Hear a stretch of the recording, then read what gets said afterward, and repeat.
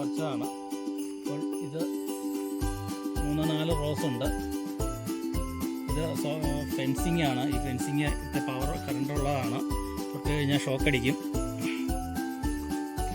വളരെ സിമ്പിളായിട്ടാണ് ഈ ഫെൻസിങ് തീർത്തിരിക്കുന്നത്. ഇവിടെ തൊട്ടടുത്ത് ഫോറസ്റ്റ് ഉണ്ട്. അവിടെ നിന്നൊക്കെ പക്ഷികൾ വരാതിരിക്കാനാണ്. ഇതാണ് അതിൻ്റെ സോളാർ പാനൽ. ഇപ്പോൾ നിലവിലത്തെ കറണ്ടുണ്ട്.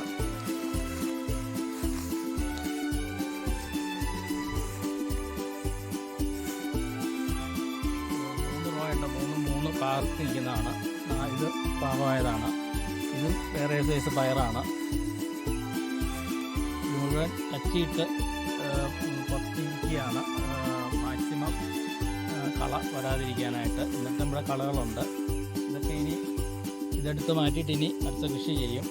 ഒരേ ടൈം എല്ലാം ഒരുമിച്ച് വിളഞ്ഞ് വരാതിരിക്കാനാണ് പല സമയങ്ങളിലാണ് ഇത് നട്ടുകൊണ്ടിരിക്കുന്നത്. പല സമയങ്ങളിൽ നടുന്നതിൻ്റെ കാര്യം ഇത് മാർക്കറ്റിൽ കൊണ്ടുപോയി ഒരുമിച്ച് ഭാഗമായ മാർക്കറ്റിൽ വിൽക്കാൻ ബുദ്ധിമുട്ടാണ്. അതുകൊണ്ടാണ് ഇത് പലതായിട്ട് പല ടൈമിൽ ഇതിൻ്റെ ഡേറ്റും ചാർട്ടും നട്ടൊക്കെ ഡേറ്റും ചാർട്ടും ഒക്കെ പലതിൻ്റെ ചാർട്ടൊക്കെ ഉള്ളിലുണ്ട്. അത് വെച്ചാണ് ഇത് പറിച്ചെടുക്കുന്നത്.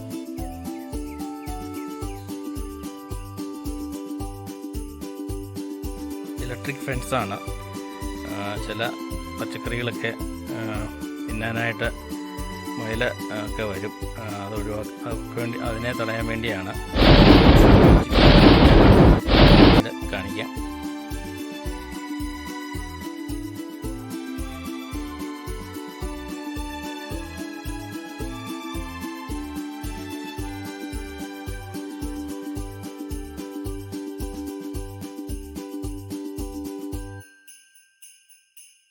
ഇത് ഗ്രീൻ സലാഡൊക്കെ ഉണ്ടാക്കാൻ ഉപയോഗിക്കുന്ന ഇലയാണ്.